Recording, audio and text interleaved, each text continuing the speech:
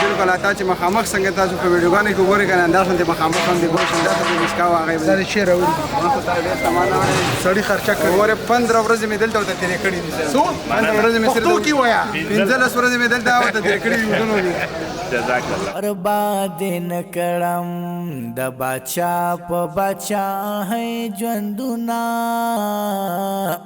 ډېر مې خوښېږي په دې ته ضرورت استاد زړه کې محبت ته دامه دا شین د ضرورت ډېر مې خوښېږي په والله د ملنګۍ ژوندونه برباد نکړم د بچا په بچا. السلام علیکم ورحمت الله وبرکاتو. دریم روزه دی ټول مسلمانانو ته مبارک شي.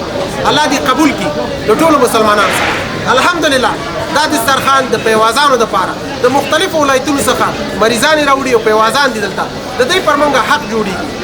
د یو روژتي ته روژه تیارول څونه ذکر کړی وي ثواب به هغه شخص ته ورکول کېږي چې الله رب العزت لپاره چا چې روژه تیاره کړې وي. دا به د نن ورځې خپرونه د درېیمې روژه باندې تر بلې خپرونې ستاسو په درانه خدمت کې حاضرېږم. ښه وخت. سلام علیکم.